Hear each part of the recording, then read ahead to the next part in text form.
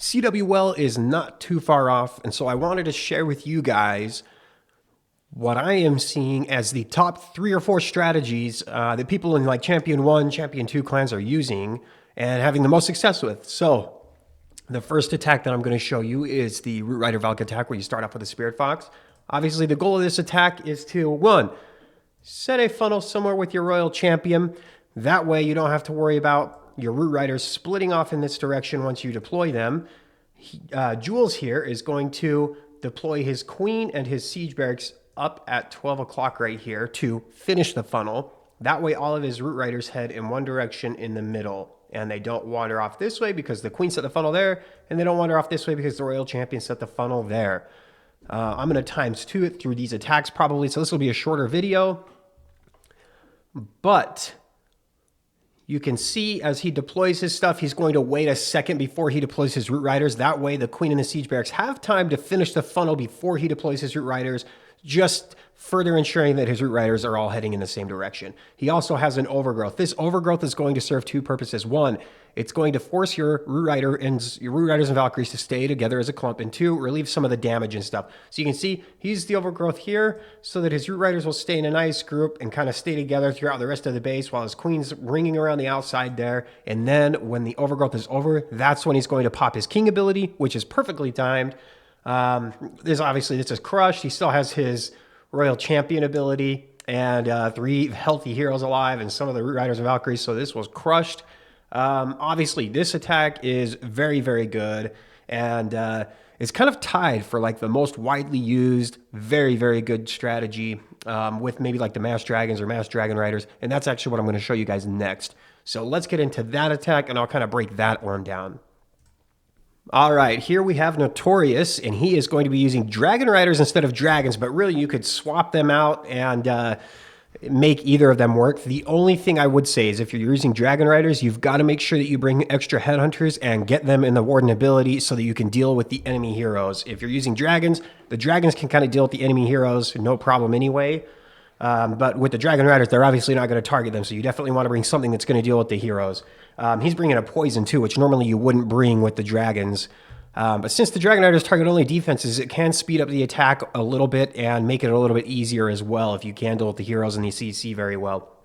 Now, with the Mass Invis Spell Dragon or Dragon Rider army, the goal of the Royal Champion is to get as much of the center of the base as possible. The Dragons are going to be, or the Dragon Riders, very good at ringing around the outside of the base and clearing up defenses and stuff that are spread out around the outside, but they do struggle getting into the core if you don't clear it with your Royal Champion, or at least they can. So 𝗪𝗪𝗧𝗪 does a really good job of getting his champion as close to the core as possible, going to deal with basically the entire CC with the Royal Champion there, except for one little ice golem.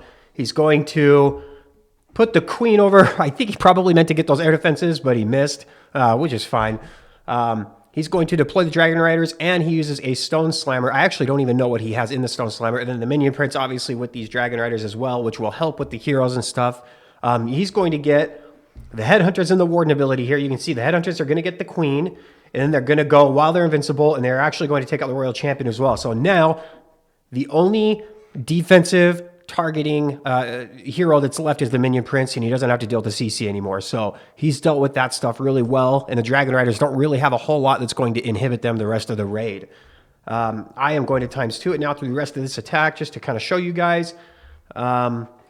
Typically what you do want to do is exactly what 𝗪𝗪𝗧𝗪𝗧 did here.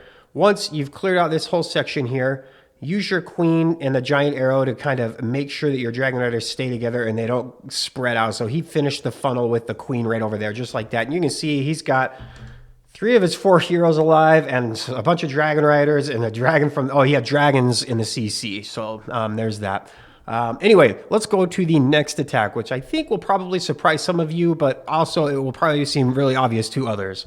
All right, the next strategy that we are going to look at is the new Super Witch attack with the Spirit Walk at the beginning, and then using the new Troop Launcher to aid the Super Witches when they get into the base. Now, the goal of this attack, almost like the Root Riders, you're going to start the funnel with the Royal Champion here. I didn't get as much as I probably wanted to.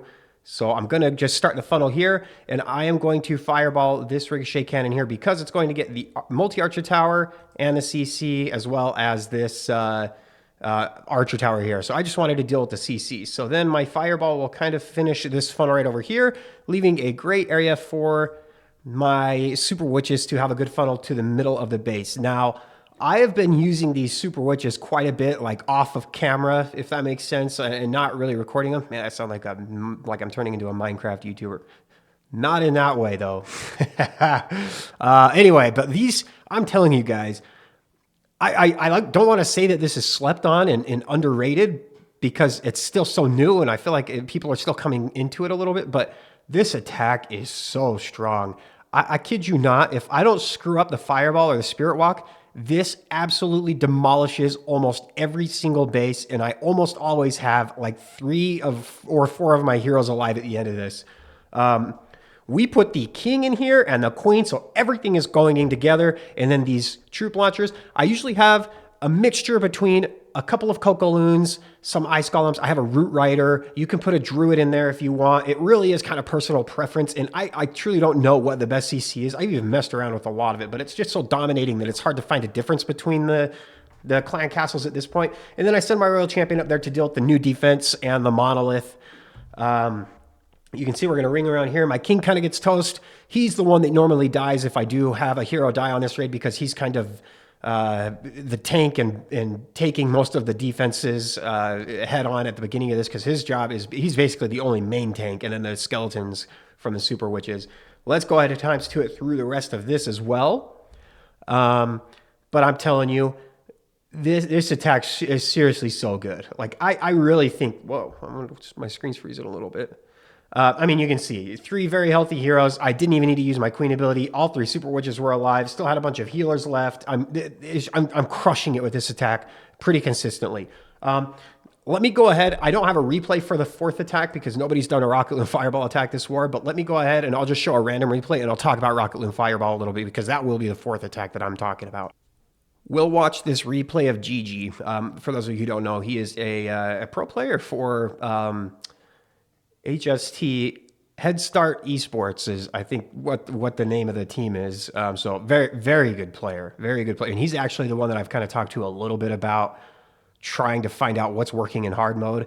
And his opinion right now is Fireball Root Rider. He thinks that's probably the most consistently used attack to triple.